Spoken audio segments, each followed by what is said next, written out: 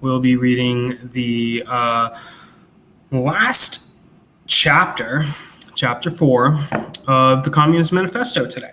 So, as I said, I'm going to let people have time to join. We're testing out a new feature today, which is chat overlay. So hopefully that actually works. It's in beta, so I don't know if it actually works, but we'll find out. Yeah, it's a really special day for communist history, communist and socialist history. Today is Rosa Luxemburg's, I believe it's her 150th birthday anniversary. It's Stalin's anniversary on his final day. And anyone who's been watching what I've been saying, I often refer to Stalin as the liberator of the Jewish people. So it's an important day to me. I got my Stalin mug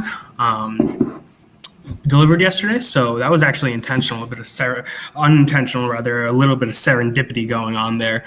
And it's also the anniversary, I believe the 6-year anniversary of Hugo Chavez's death in 2013. I can't do math clearly, but Chavez vive, Stalin vive, and Rosa vive. We got about 1 minute until the 3 o'clock mark, and so I'll do a brief summary of everything else we've been doing. We've been reading, as you all know, hopefully, we've been reading the Communist Manifesto. We did chapter 1 a bit ago, and then we skipped today and yesterday. We did chapter 2 and 3 to make up for a little bit of lost time. So chapter 1, just to recap briefly, was talking about the bourgeois, the bosses, and the proletarians, the workers. Chapter 2 was talking about proletarians and communists and their relation to each other, and how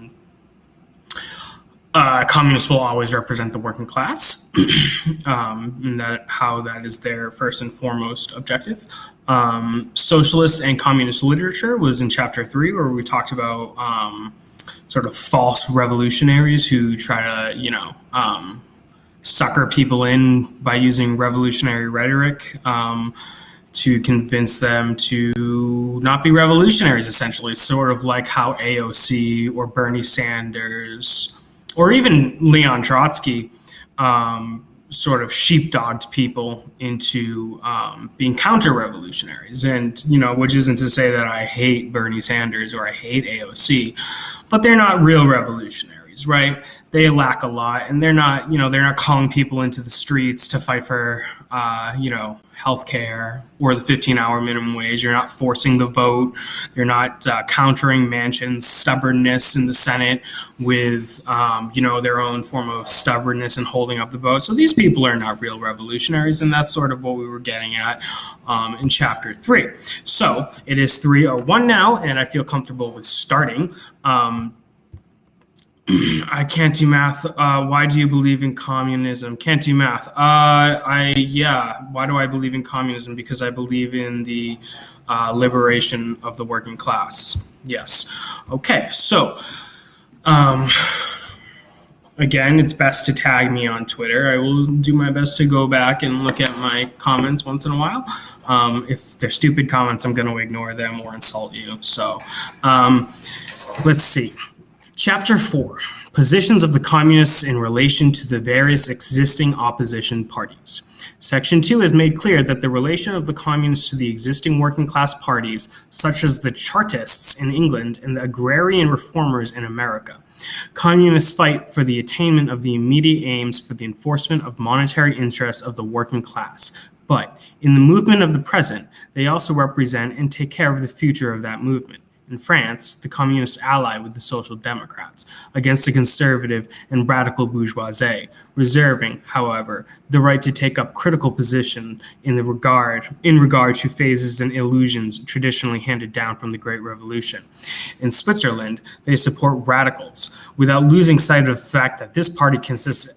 This is a very small chapter, by the way, so we'll start that last sentence over because I interrupted myself. In Switzerland, they support the radicals without losing sight of the fact that this party consists of antagonistic elements, partly of democratic socialists in the French sense, partly of radical bourgeois. In Poland,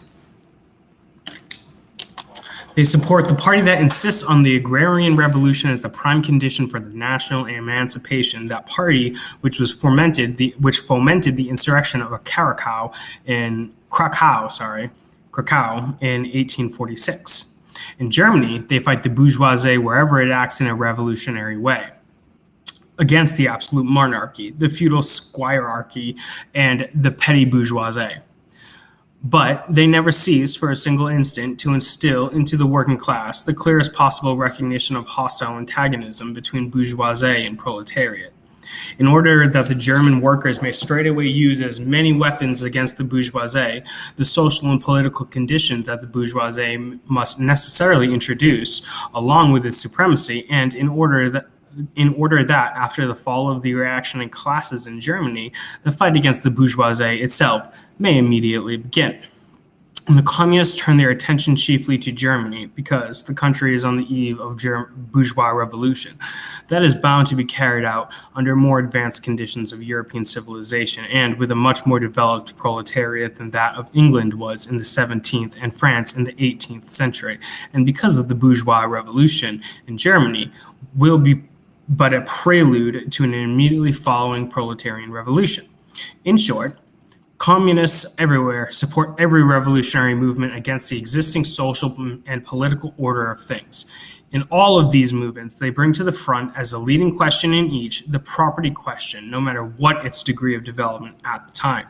Finally, they labor everywhere for the union and agreement of the democratic parties of all countries. The communists disdain to conceal their views and aims. They openly declare that their ends can be obtained only by the forcible overthrow of all existing social conditions. Let the ruling class tremble at the communistic revolution. The proletarians have nothing to lose but their chains. They have a world to win. Working men of all countries, unite.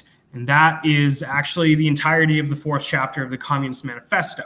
So, because that was such an incredibly short chapter, and we've only been live for about 7 minutes, and about half of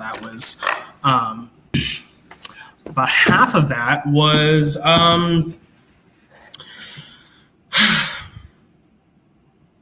a prelude. So,